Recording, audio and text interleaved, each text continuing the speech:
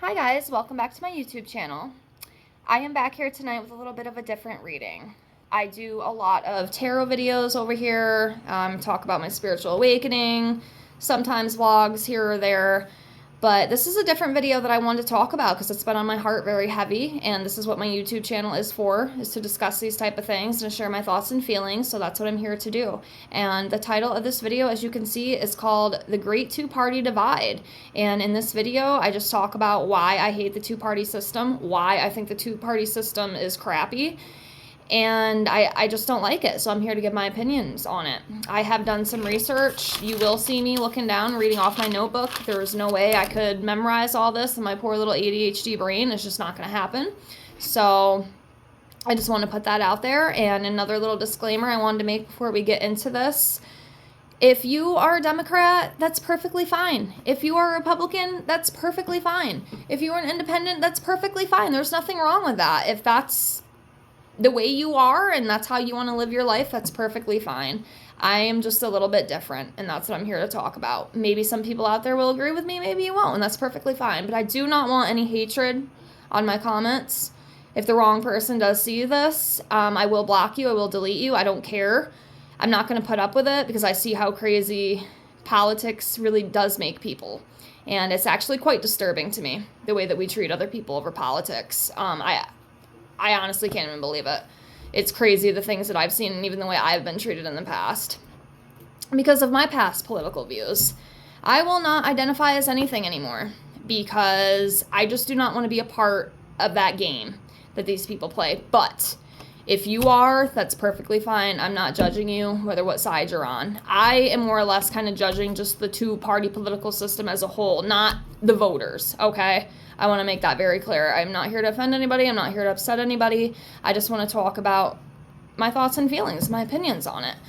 So I want to put that out there before everybody starts losing their mind. Because again, politics to me are a very dangerous game. A little too dangerous. So we're going to get into it. And yeah. So the two-party political system, like we have in the United States of America, often creates division because it frames political choices in terms of opposition. You're either one party or the other. Here's how it can cause division. So number one is the polarization of issues. In a two-party system, complex issues are often simplified into extreme positions, making it harder to find common ground or compromise. This can lead to polarized views where people from different parties see each other as enemies rather than fellow citizens. And that is where we have really been lost here in America, because that is happening. If you literally are on the opposing side, you get ridiculed. You get treated like absolute crap. And even sometimes the people on the opposing political side, they will cause violence. They will create violence. And it's absolutely crazy to me. So people often identify strongly with their party, creating a tribal mentality, which leads to the belief that the opposite part is wrong or even harmful, rather than acknowledging that different perspectives can have valid points over time. This mindset deepens division as people become more emotionally invested in their party's success rather than the welfare of the country. Both parties are guilty of this. So, the partisan media. Media outlets in a two-party system often cater to only one party or the other, which reinforces divide. News sources become more about promoting a political agenda than reporting actual facts. And both of them do it. Okay? Both of them do it. People end up consuming information that confirms their existing beliefs, which also furthers the divide. This can create an echo chamber of sorts where people are only exposed to the ideas that reinforce their preconceptions. 2. Political incentives. Politicians in a two-party system are often incentivized to take extreme positions to rally their base and secure votes. This can lead to a lack of compromise where moderate or advanced views are sidelined. The focus is on serving the partisan victories rather than coming up with solutions to problems in ways that could benefit both sides of the aisle. The us versus them mentality. Political discourse becomes framed in terms of us versus them dynamic. This not only divides political parties, but it also divides citizens along ideological lines. This creates animosity, resentment, and hostility between the groups, which can make it very hard to have a productive conversation or form common ground. And again, that's a problem. Voter suppression, and I hope I'm saying this correctly, it's called gerrymandering. So voter suppression and gerrymandering to maintain power. Parties often engage in tactics like gerrymandering or voter suppression, which can further entrench division by drawing district boundaries to favor one party or suppressing the vote of opposing groups. The system then becomes even more polarized and less representative of the broader population. This makes it harder for society to unite on common ground. Politicians and media outlets often exaggerate differences between the two parties to energize their base and engagement. The parties often use a wedge with issues such as abortion, gun control, and immigration to divide people emotionally, making compromise seem impossible. The goal isn't always to solve problems, it's to keep people engaged and outraged as much as possible, ensuring voter turnout and financial donations. The two-party system makes it very difficult for independent parties to gain traction. Many states have election laws and ballot access rules designed to protect the dominance of the two-party system. This limits political diversity and forces people to choose between the two lesser of evils rather than a candidate who truly represents them. Since each party is focused on beating the other one in the next election cycle, they rarely prioritize long-term solutions. Even good ideas can get dismissed if they come from the opposing party. Legislative gridlock becomes common because cooperation is seen as a weakness, even though it's not a weakness. News networks and social media companies profit from division. Controversy generates views, clicks, and ad revenue. Large corporations and lobbyists influence both parties, meaning real systematic change rarely ever happens. The illusion of choice keeps people engaged, but often both parties serve similar elite interests. While the system wasn't necessarily designed this way, those in power benefit from the division. Keeping people angry, distracted, and fighting each other prevents unified action against corruption, inequality, and corporate control.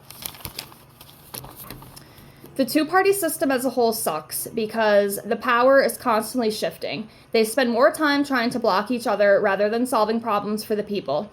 Even when one party controls Congress and the presidency, they often fail to pass meaningful reform due to the internal divisions of fear of losing power in the next election cycle. Policies that benefit corporations like tax breaks and deregulation get passed, while issues like healthcare reform, wealth inequality are often ignored. Short-term thinking and no long-term solutions. And when one party comes in power to change things, the next party can come in and undo everything that the previous party in power had just created. It's a never-ending cycle, constant back and forth. There is no real accountability. Politicians break promises all the time with little to no consequences because both parties protect their own. Once they're in office, they are more focused on controlling their power and fundraising rather than actually representing the people. Okay, so yeah, that's just a little bit of how they constantly cause division, because that's what it is. That's what politics to me is. It is a constant division cycle.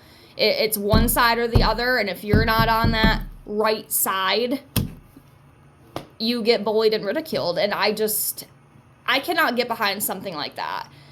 I want the world to come together and work together, not be split right down the line. Because to me, it's stupidity.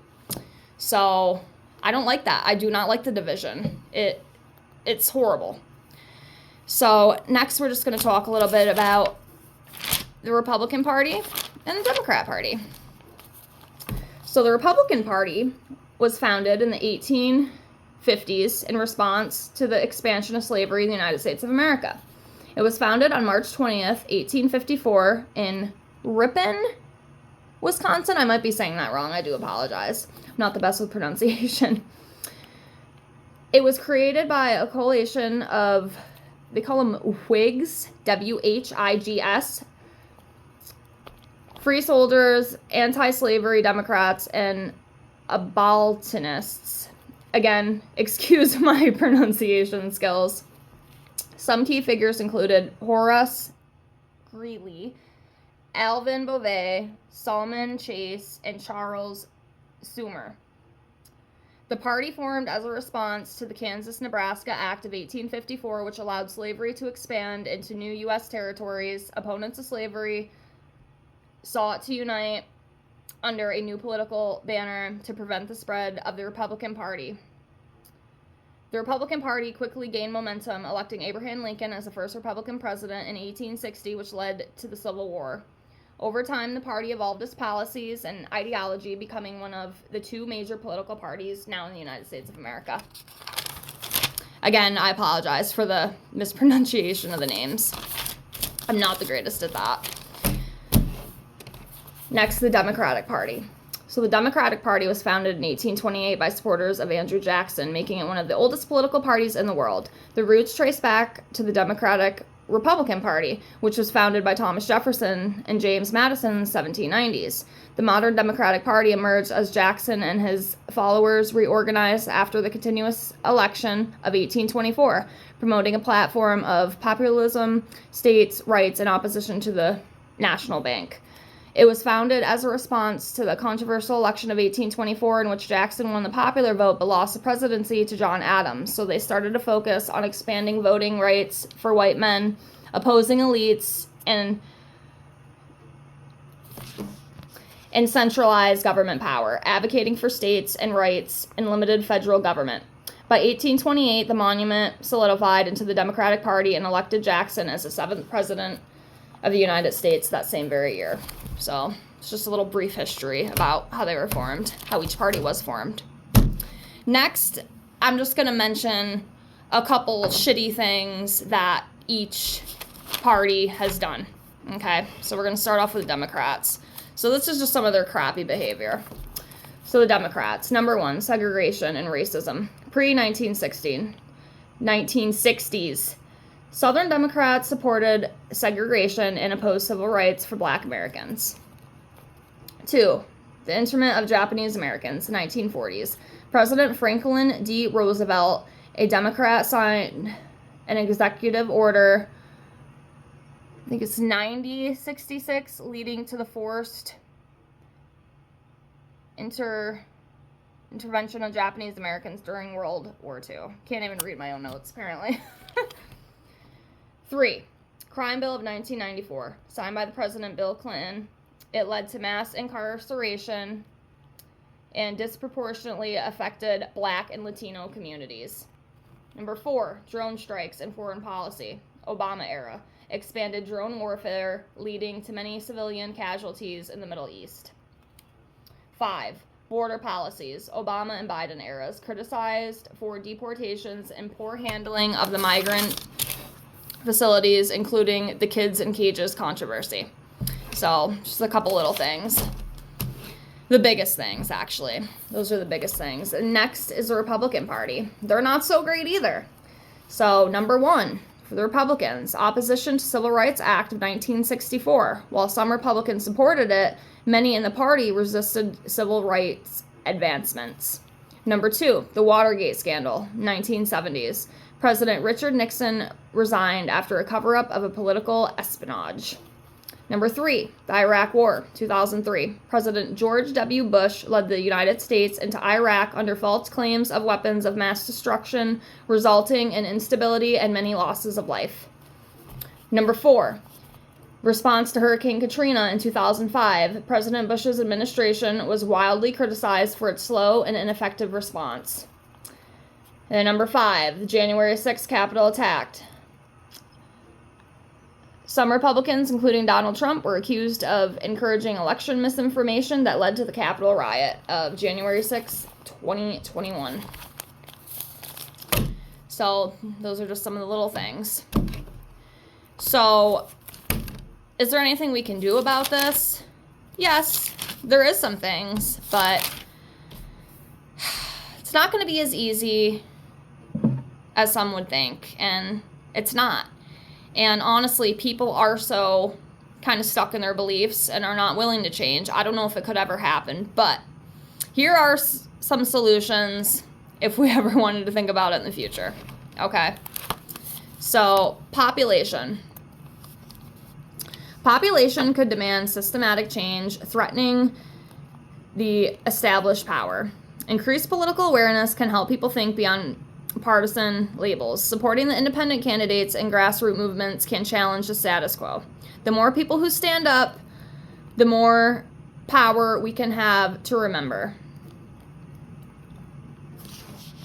The more power we have, the more change can happen. There's way more of us than there is them, okay? And then remember, they work for us, okay? They work for us, not the other way around. We elected them in, okay? A lot of people seem to forget that. They seem to forget that.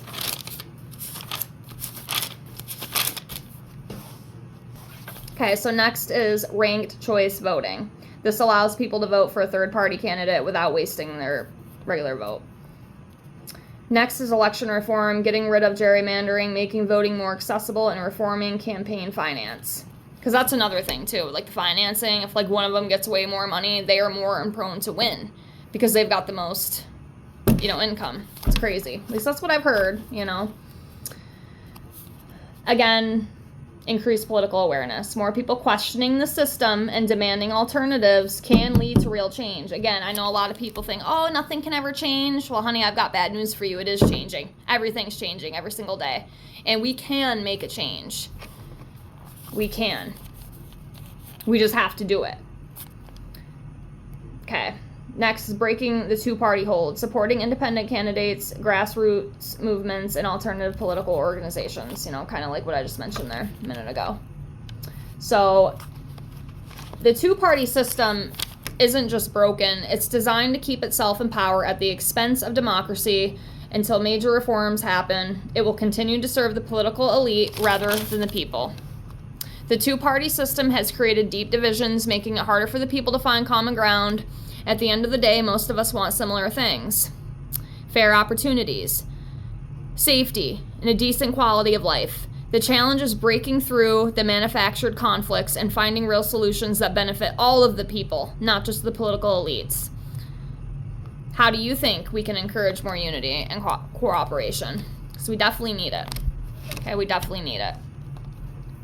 And I just had to write my little thing here. In my opinion, I do not like the two-party system. I look at it as just another divide. The constant fighting back and forth instead of coming together for the better of the people is so crazy to me. When the Democrats come in and set up their policies, next a Republican is elected, they come in and do everything that is done. And then the Democrats are elected again just to continue this never-ending cycle. Over and over and over again. I do not like this two-party system whatsoever. I'm so sick of the hate, the division each party likes to throw out on each other, and at the end of the day, it's not helping any of us at all. It's just lining all of their pockets and interests on both sides of the aisle. So, that's kind of where I am with it. I have voted Democrat, I have voted Republican. I do not think I'm ever going to vote again. Like I said in the beginning of this video, I am absolutely disgusted with the way that we treat each other over politics. I don't know why you just can't go up to someone and just be like, oh, who'd you vote for? Oh, I voted for Trump. Oh, cool. Or walk up to somebody else. Hey, who'd you vote for? Oh, I voted for Kamala. Cool. We don't have to agree on everything, but bullying people because of who they voted for, it's just disgusting to me. And this is why I hate the two-party system, because we are constantly at each other's throat. For what? For shitty-ass politicians who do not give an F about us? Like, you really can't believe these people care about you, right? And it's both sides. The Democrats don't care either, just like the Republicans. It is all about their pockets. It's all about their power. I really, really wish that more people could see this. It's really sad to me that people, they are so just blinded and taken by this that they're not even willing to think outside the box. Like, they literally just worship each of these parties like it's their god, and I think it's so sad. Like, that's not the case.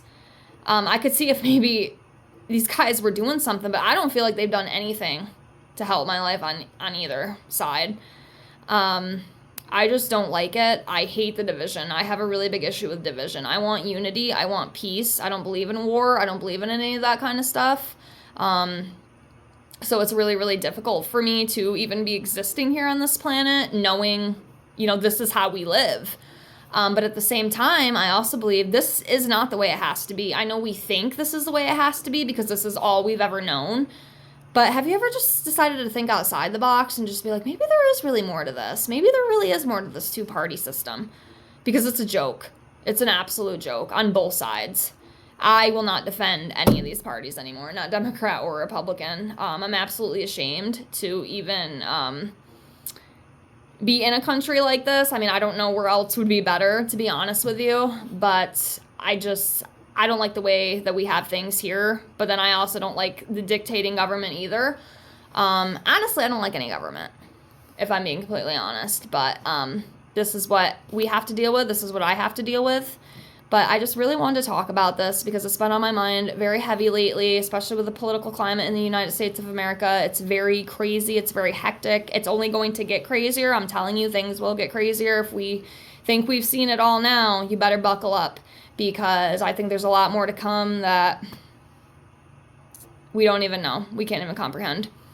But, yeah, I just wanted to say I do not believe that these politicians care about us at all.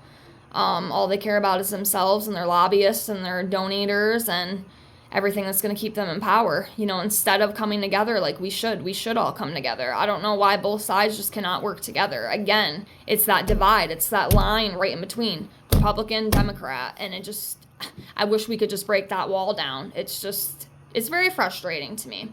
But I wanted to talk about it.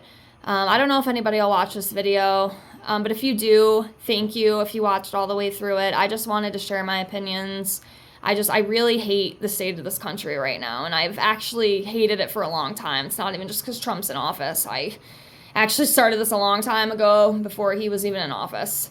So, it's absolutely crazy, and I do not think one party is better than the other. I think they're both shit, and I have to call it for what it is and what I see. But I just wish everybody could just think a little bit more outside of the box and just question things a little bit more and just realize that we are being played on both sides. Do not let them fool you. But again, I will say, too, if you're good with this and you're happy within your life and you can be a Democrat, you can be a Republican. That's perfectly fine. You know, I'm not attacking you people specifically. I want to make that clear. You know, this is like the party, the politicians that I guess I'm attacking or judging. But you are you. You know, you believe in what you believe in. This is just what I believe in. And it's just tough. It's a very tough situation all the way around. But I really hope someday we will have change. I do believe we will. I don't know how it's going to come. But I hope and I pray. But that's it for this video. Thank you for watching if you did. I appreciate it. And I'll see y'all in the next one. But yeah, just remember, at the end of the day, the politicians really don't care about us. You got to kind of get that through your head. If the world was to end tomorrow, I don't think they'd come save us. I mean, look at North Carolina. You know, look at Hawaii. They didn't do anything. They don't care. Have a good night, guys. Bye.